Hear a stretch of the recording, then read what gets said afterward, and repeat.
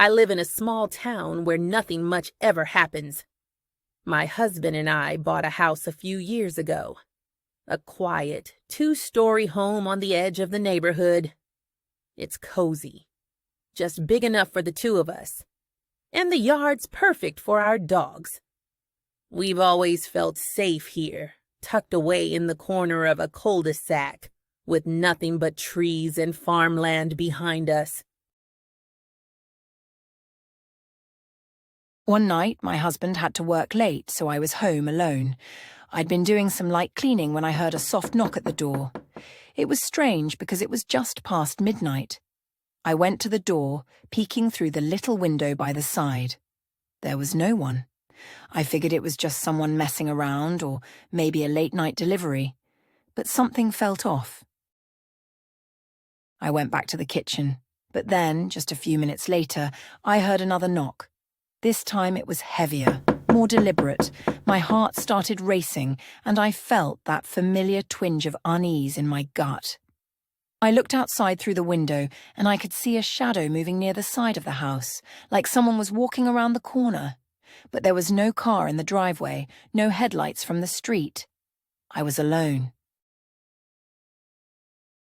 I immediately called my husband, but he didn't answer. I tried a few more times, feeling more anxious with each ring. As I was pacing around, I heard it again. A knock on the back door, followed by a low, soft voice. "I know you're home," it said. My mind raced. Who would be out there? It couldn't be a friend, not at this hour. Maybe it was a mistake, a prank.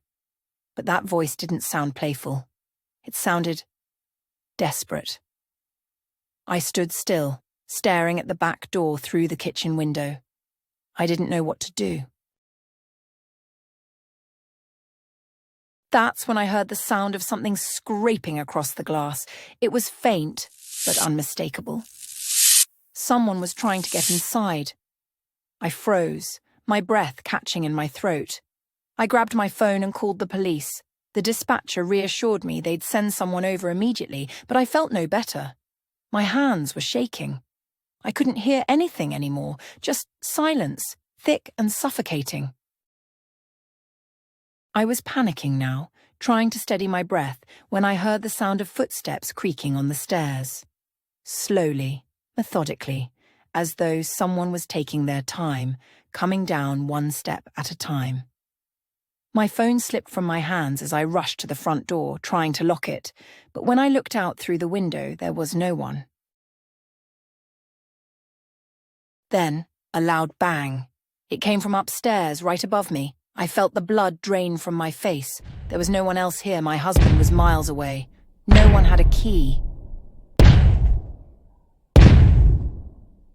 My hands were clammy, and I couldn't get the door open fast enough. Just as I was about to step outside to run to the neighbors, I saw him. A figure in the dark standing in the driveway. His face was obscured by shadows, but I could see his outline, tall and unmoving. I slammed the door shut and locked every lock, every window. I waited terrified until the police arrived. They searched the house, but of course there was no sign of anyone. No footprints in the snow, nothing, just silence. The worst part? A week later, I was sitting in the kitchen when I saw a figure through the back window. I recognized the silhouette immediately. It was the same man. He was standing at the edge of the woods behind the house, just staring at me.